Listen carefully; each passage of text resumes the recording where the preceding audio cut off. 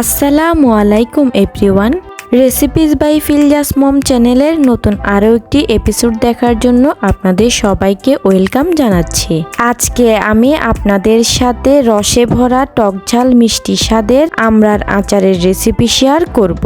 দেখতে অনেক বেশি লোভনীয় এবং খেতে অনেক বেশি মজার এই আমরার আচারের রেসিপি আমি চেষ্টা করেছি একদম সহজভাবে দেখানোর। আমরা ফুরিয়ে যাওয়ার আগেই এই আচারটি একবার বানিয়ে বছর জুড়ে সংরক্ষণ করতে পারবেন। আশা করছি আজকের রেসিপি আপনাদের সবার অনেক ভালো লাগবে। ভালো লাগলে অবশ্যই ভিডিওটিতে একটি লাইক দিতে কিন্তু ভুলবেন না, কারণ আপনাদের একটি লাইক আমার চ্যানেলটিকে এগিয়ে নিতে সাহায্য করবে। আমড়ার আচার তৈরি করার জন্য আমি এখানে 1 কেজি পরিমাণ আমড়া নিয়েছি। চেষ্টা করবেন একটু কচি টাইপসের আমড়া নিতে, কারণ কচি টাইপের আমড়া দিয়ে এই আচারটা বেশি ভালো হয়। এবার আমি সবগুলো আমড়ার খোসা ছাড়িয়ে নিয়েছি। যেহেতু আজকে আমি আস্ত আমড়ার আচার বানাবো, সেহেতু এই আমড়াগুলোকে এভাবে ছুরির সাহায্যে কেটে নিব, যাতে করে সবগুলো মশলা আমড়ার ভিতরে ভালোভাবে ঢুকতে পারে।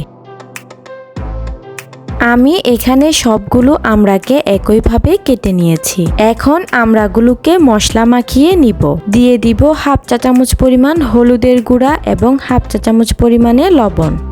এবার এই হলুদ এবং লবণকে আমড়ার গায়ে ভালোভাবে মাখিয়ে নিতে হবে।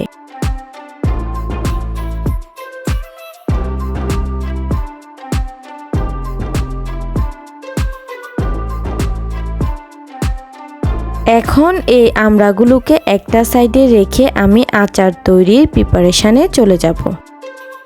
এজন্য চুলায় একটি প্যান বসিয়ে প্রথমেই দিয়ে দিব 1/2 কাপ পরিমাণ সরিষার তেল। এখানে অবশ্যই সরিষার তেলই ব্যবহার করতে হবে, কারণ আচার সবসময় সরিষার তেলেই ভালো হয়। তেল হালকা গরম হয়ে গেলে দিয়ে দিব 1/2 চা চামচ পরিমাণ গোটা 5 ফোড়ন। এবারে দিয়ে দিব 1/4 কাপ পরিমাণ রসুন। এখন দিয়ে দিব 4-5টা গোটা শুকনো মরিচ। এবারে এগুলোকে হালকা গোল্ডেন কালার করে ভেজে নিতে হবে। রসুনগুলোকে হালকা গোল্ডেন কালার করে ভেজে নেওয়ার পর এবারে দিয়ে দিব মেখে রাখা সেই আমড়াগুলো। আমড়াগুলোকে সরিষার তেলের মধ্যে 2 থেকে 3 মিনিটের মতো ভেজে নিতে হবে। এতে করে মশলার যে সুন্দর একটা ফ্লেভার, সেই ফ্লেভারটা আমড়ার মধ্যে খুব ভালোভাবে ঢুকে যাবে। সেজন্য আচারটা খেতে খুবই ফ্লেভারফুল হবে এবং খেতেও ভালো লাগবে। আমড়াগুলোকে 2 থেকে 3 মিনিটের মতো ভেজে নেওয়ার পর যখন আমড়াগুলোর কালার এরকম চেঞ্জ হয়ে আসবে, তখন দিয়ে দিব 1 কাপ আরও 1/2 কাপ পরিমাণ চিনি। আজকে আমি 1 কেজি পরিমাণ আমড়ার জন্য টোটাল 1.5 কাপ পরিমাণ চিনি ব্যবহার করছি। তবে আপনারা চিনির পরিমাণটা যে যার স্বাদ অনুযায়ী বাড়িয়ে কমিয়ে দিতে পারবেন। যেহেতু আমড়ার মধ্যে টক ভাবটা একটু কম থাকে, সেজন্য টক ভাবটা আনার জন্য এখানে আমি 1/4 কাপ পরিমাণ দিয়ে দিলাম হোয়াইট ভিনেগার। এই ভিনেগারটা দেওয়ার কারণে আমড়ার আচারটা টকও হবে, আবার দীর্ঘদিন সংরক্ষণ করা যাবে।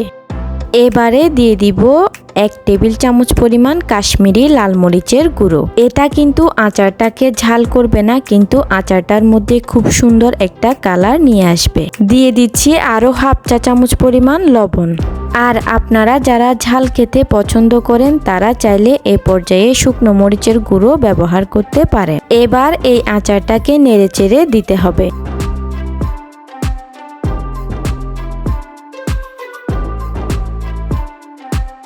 এখন এই আচারটাকে ঢাকনা দিয়ে ঢেকে রান্না করব ঠিক 10 মিনিট। 10 মিনিট পর ফিরে আসলাম। দেখুন এই 10 মিনিটেই কিন্তু এই আমড়াগুলো অনেকটাই সেদ্ধ হয়ে গিয়েছে। আমি এর মাঝখানে আরও কয়েকবার নেড়েচেড়ে দিয়েছিলাম। এই পর্যায়ে এই আচারগুলোকে আবারও ভালোভাবে নেড়েচেড়ে দিতে হবে। নেড়েচেড়ে দেওয়ার পর ঢাকনা দিয়ে ঢেকে আচারগুলোকে আমি আরও প্রায় 5 মিনিটের মতো রান্না করে নিব। আরও প্রায় 5 থেকে 6 মিনিট রান্না করে নেয়ার পর এ পর্যায়ে আমড়াগুলো কিন্তু পুরোপুরি সেদ্ধ হয়ে গিয়েছে এবং আচারের কালারটাও অনেকটাই চেঞ্জ হয়ে গিয়েছে। আমড়া সেদ্ধ হয়ে যাওয়ার পর কিন্তু আর ঢাকনা দেওয়ার প্রয়োজন নেই। ঢাকনা খোলা অবস্থায় এটাকে রান্না করে শিরাগুলোকে ঘন করে নিতে হবে। আরও প্রায় 2 মিনিটের মতো রান্না করে নেয়ার পর এই পর্যায়ে শিরাগুলো কিন্তু অনেকটাই ঘন হয়ে গিয়েছে আর আমাদের আচারটাও প্রায় হয়ে এসেছে। এই পর্যায়ে দিয়ে দিব 1 টেবিল চামচ পরিমাণ ভাজা 5 ফোড়নের গুঁড়ো আর আমি এটাকে এরকম আধা ভাঙা টাইপসের গুঁড়ো করে নিয়েছি। আচার তৈরির শেষের দিকে 5 ফোড়ন ইউজ করলে আচারের ফ্লেভারটা খুবই ভালো আসে। 5 ফোড়ন দেওয়ার পর খুব বেশি সময় কিন্তু রান্না করার দরকার নেই। 1 থেকে 2 মিনিট রান্না করে নেয়ার পর চুলা থেকে নামিয়ে নিতে হবে। আমার আচারটা হয়ে গিয়েছে। শিরাগুলোও অনেকটাই ঘন হয়ে গিয়েছে কারণ আচারটা ঠান্ডা হয়ে যাওয়ার পর কিন্তু শিরাটা আরো অনেকটা ঘন হয়ে যাবে। এখন চুলা থেকে নামিয়ে নিয়ে ঠান্ডা করে টেস্ট করে নেয়ার পালা। আচারের কালারটা যেরকম সুন্দর এবং আকর্ষণীয় হয়েছে, খেতেও কিন্তু হয়েছে মাশাআল্লাহ অসাধারণ।